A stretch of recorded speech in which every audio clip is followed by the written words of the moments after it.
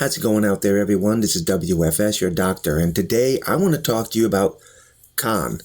And yes, I'm talking about Khan again. It just seems like one of my favorite characters in the Star Trek universe to talk about, because every time I turn around, there seems to be more information about the character and things that are being done to the character, the history, the timeline, all being rewritten.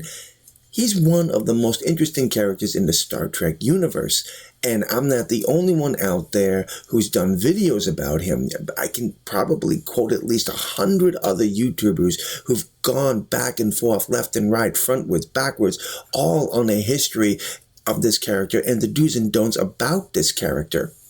But what I want to talk about today is the audio drama Star Trek Khan, and the history of this character, and how in this latest episode of Star Trek Khan, episode 8, I honestly believe that they may have done some historical damage to the character. Okay, so everybody knows this episode of Space Seed, where Kirk and crew encounter the USS Botany Bay. They unfreeze Khan, and he in turn tries to take over the ship with the help of Marla McGivers, the ship's historian.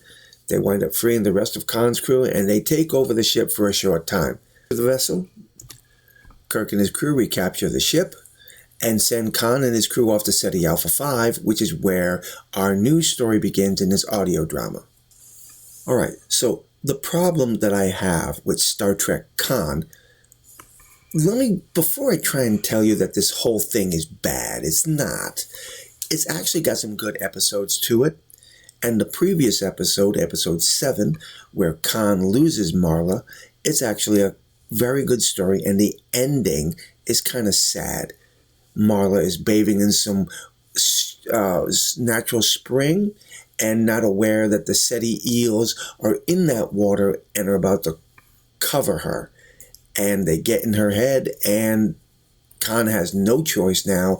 He has got to kill his wife, woman he loves, but at the same time, in doing so, save his unborn child. The mind of Marla is going to go away, but these aliens that they've encountered, these aliens that crash landed on the planet several months ago, have preserved her body so that the baby can live and thrive until it's ready to be born. That actually was it was a very good story, and I honestly enjoyed it. As for the aliens themselves, they're telepathic, and they're very, very friendly to Khan and his people. Khan is not sure of them, but after a while, thanks to Marla before she died, she really got Khan to open up to them. Now, I have listened to a lot of people complain about this drama series, saying that the character Khan that is represented here is not the Khan that we were introduced to in Space Seed. In this version, a lot of people believe that Marla has become more of a powerful voice that infects Khan. He's not the brave warrior that he was before he encountered her. Now, these aliens have decided, after crash landing on their planet, that they are going to help Khan build a spaceship. And if I'm understanding this correctly, the ship will only be able to hold at least 3 to 4 people, but it's enough to get these people off the planet to see if they can find help. Get back to my reasons why I think this drama series may have just hurt Khan's history, or rather his future history, I should say, meaning the Wrath of Khan. Let me explain. This is Ceti Alpha V!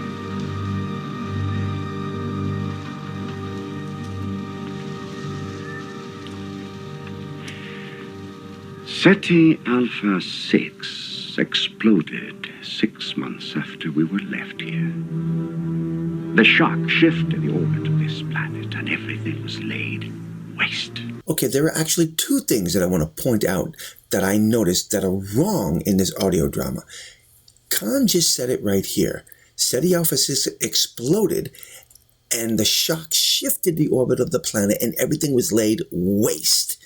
Basically, and I did a little research on this, according to Google, in a scenario like the one Khan is describing right here, that shock wave would have instantly hit Ceti Alpha V, causing the damage that Khan describes. However, in the audio drama, they pick up a disturbance. The Khan and his people have tricorders, or they figured out a way to modify one of the tricorders, and they can pick up this energy wave coming from Ceti Alpha 6, and eventually it explodes. And it takes the planet weeks to maybe a month or two before any critical damage starts happening to the planet.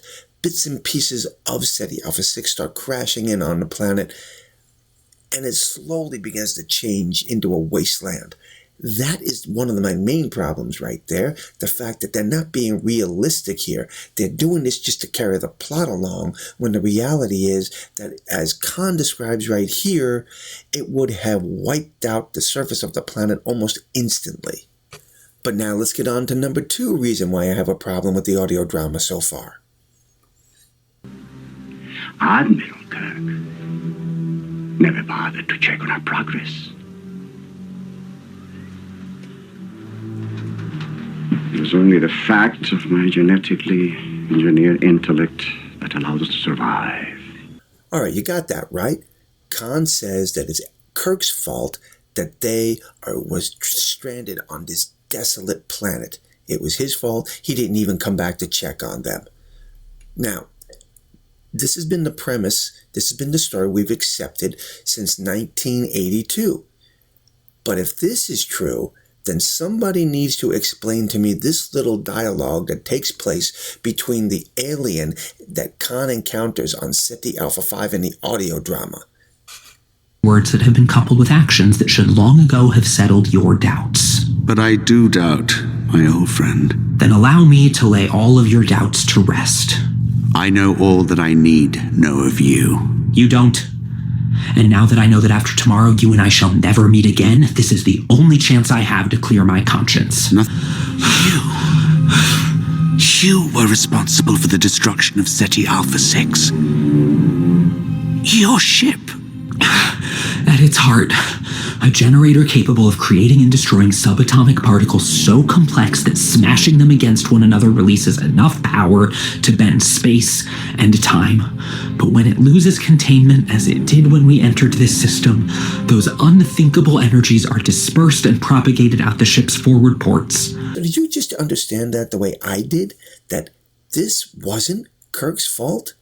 And that Khan has no reason to blame Kirk for any of the events that have taken place on Ceti Alpha V? It was an alien race that crash-landed on the planet, and their crashing was because of their star drive having some kind of an engine energy dispersal that wreaked havoc and wiped out Ceti Alpha 6 and, of course, killed off Ceti Alpha V? This just totally changes everything, doesn't it? So pretty much, the wrath of Khan has been reduced to nothing. Khan has no reason to want to seek vengeance on Kirk. I mean to avenge myself upon you, Admiral.